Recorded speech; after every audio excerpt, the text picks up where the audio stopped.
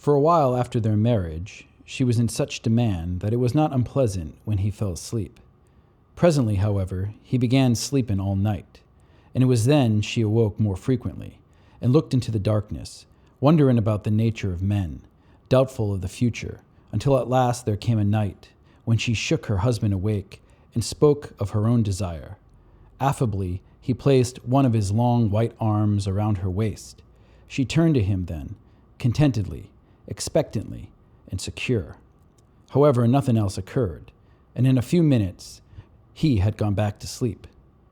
This was the night Mrs. Bridge concluded that while marriage might be an equitable affair, love itself was not.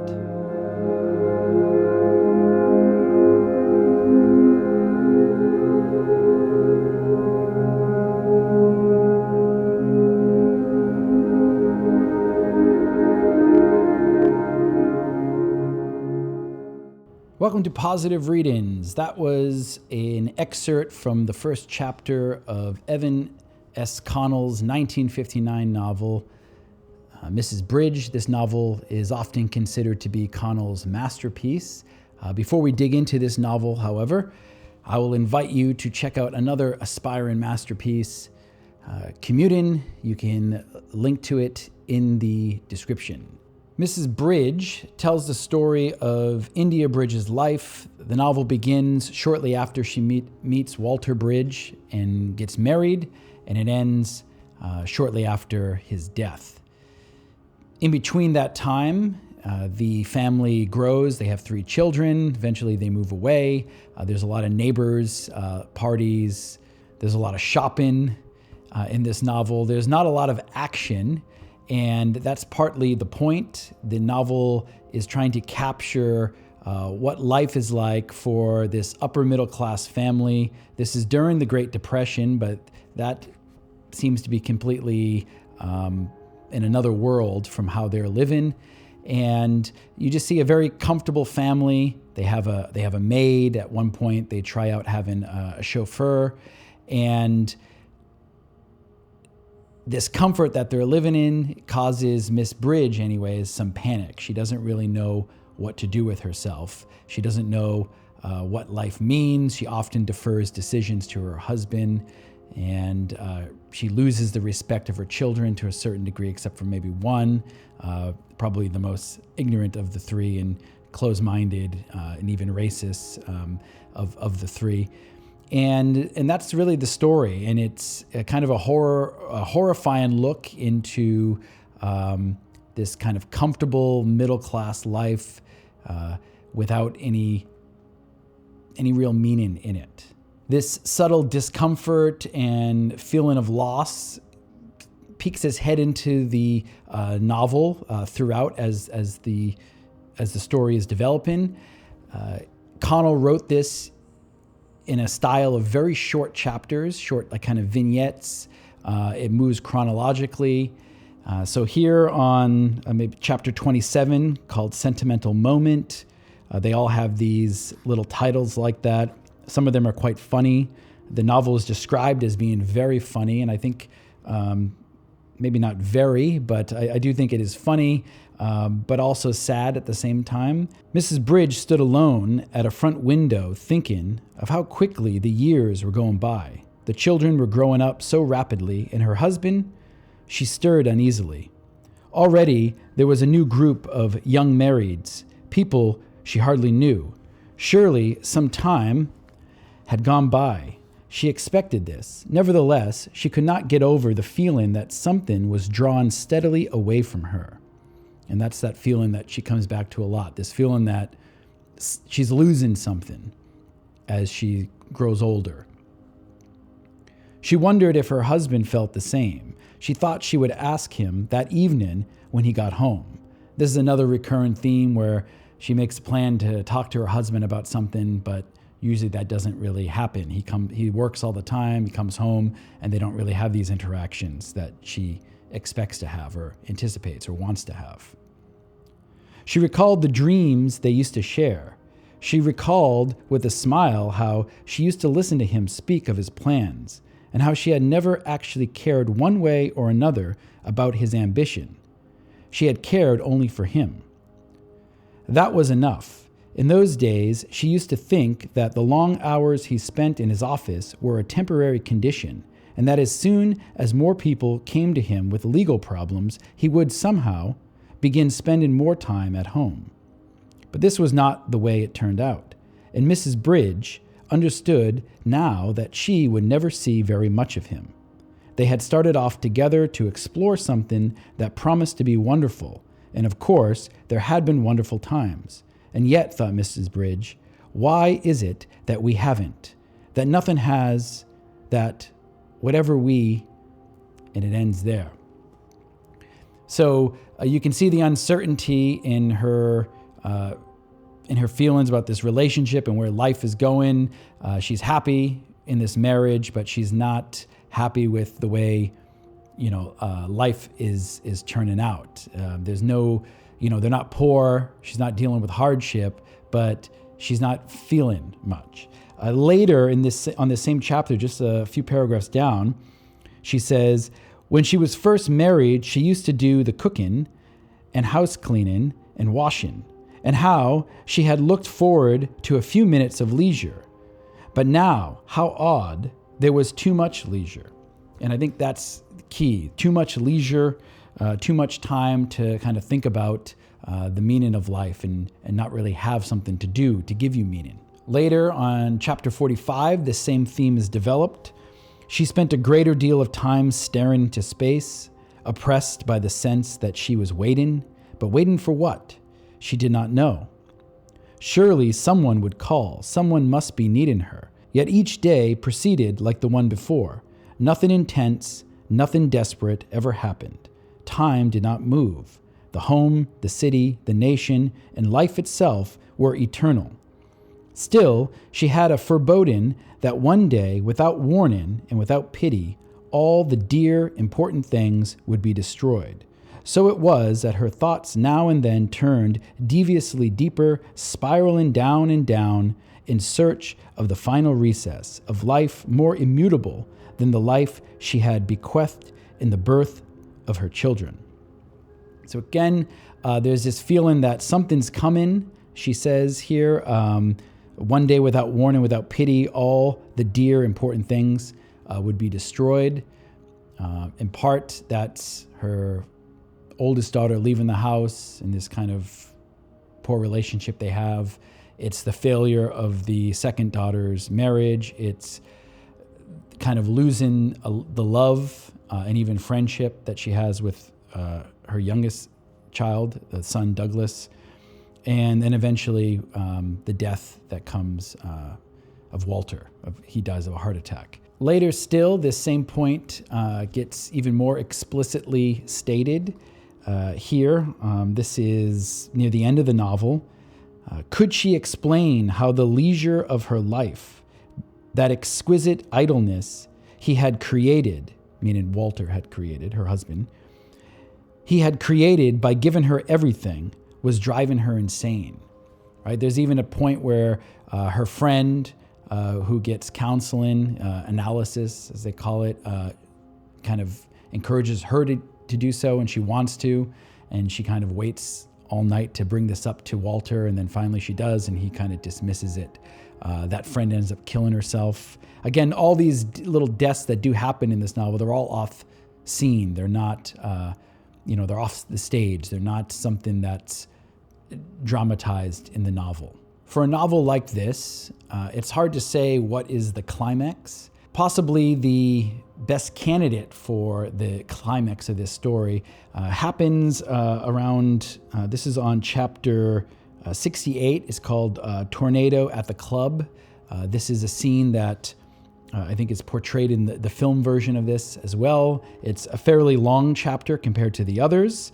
And it's an interesting chapter because it feels like it has more meaning to it than maybe what's on the surface. But essentially the setup is Mr. Bridge takes his wife out for dinner for her birthday, and there that he tells her that he's going to take her to Europe. That's, I would say, a contender for another climax maybe of this novel. But while they're there having dinner, a tornado comes, and everyone in the restaurant at this club restaurant, goes down into the basement, except for the Bridges.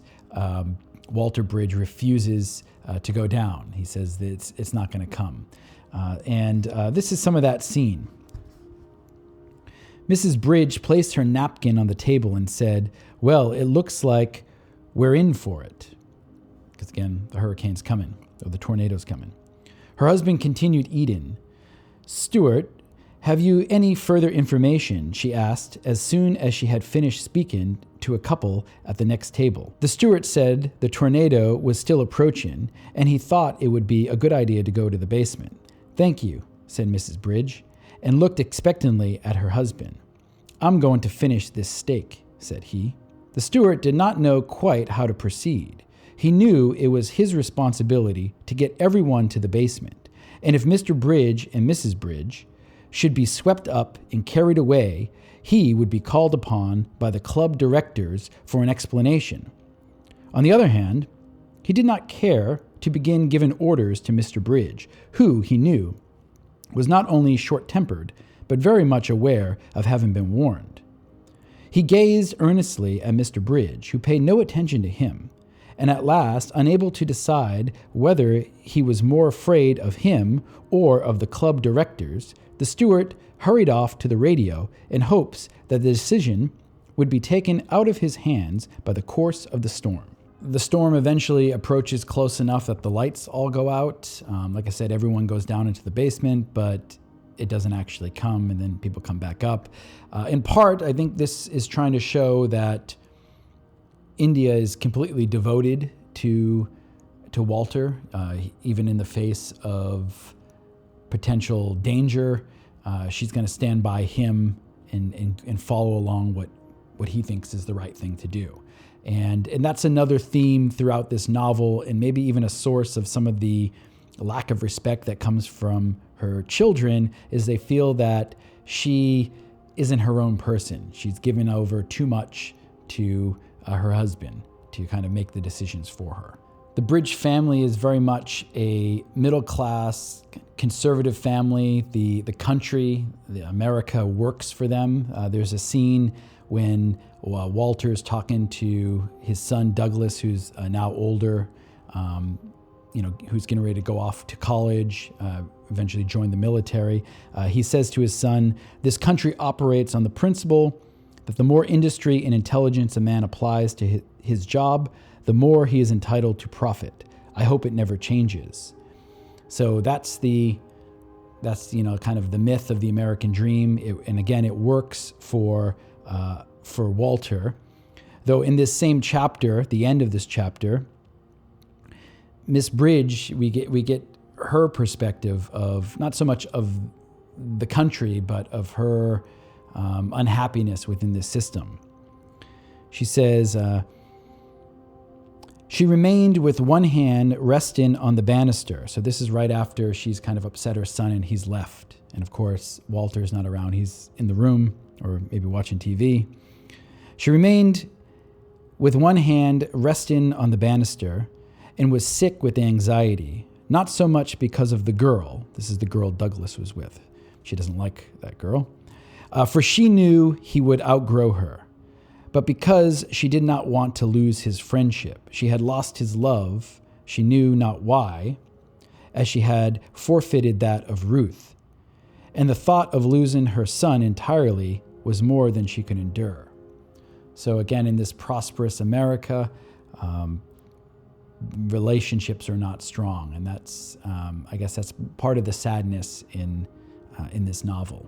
Walter's death comes about very suddenly. It's only 2 sentences that essentially describe it. He just suddenly has a heart attack after lunch. And then really the focus is, how does India deal with this? The chapter right after the husband dies, we see her trying to go out to the regular shopping place you normally go to try to just fill her day. And it says here, "But she could no longer lose herself in these activities. The past was too much with her, and so she was frequently content to stay at home, waiting for the mail or waiting for someone to call, remotely conscious of the persistent roar of the vacuum cleaner, no longer caring if Harriet, the cleaner, smoked in the kitchen.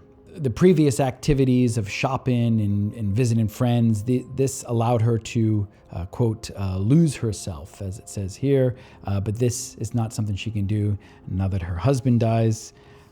Later still, talking about some photographs or pictures that she has, it says, but the pictures of which she returned most often for her own pleasure were those of her family. They evoked what she had known most intimately and all she had loved most profoundly. And this echoes back to an earlier passage that I read where she feels like all this stuff that she cares about is going to be destroyed. And here it essentially has been. All she has left over are these photographs. The novel ends right after this passage here with dark comedy. It's kind of a strange ending. She's just backing out of her garage to go do some shopping downtown, and the car dies. This is a persistent theme throughout this novel. This giant Lincoln that she drives around is always failing on her, and she can't really manage it, can't control it, and now it has died out as she was pulling out of the driveway or pulling out of the garage. And let me read this last 3 paragraphs. Presently, she tried again and again and then again. Deeply disappointed, she opened the door to get out and discovered that she had stopped in such a position that the car doors were prevented from opening more than a few inches on one side by the garage partition and on the other side by the wall. Having tried all 4 doors, she began to understand that until she could attract someone's attention, she was trapped. She pressed the horn, but there was not a sound. Half inside and half outside she remained. For a long time, she sat there with her gloved hands folded in her lap, not knowing what to do. Once, she looked at herself in the mirror. Finally, she took the key from the ignition and began tapping on the window. And she called to anyone who might be listening, "Hello, hello out there." But no one answered, unless it was the fallen snow. So in the end, Miss Bridge gets trapped in her commodities, literally, which kind of reflects her life throughout this novel, that she has all these things, she has everything you could want, except for happiness, and she just has this dull life, and here she is kind of trapped in the commodities that her husband gave to her. He gave her everything and all the comfort that you could expect.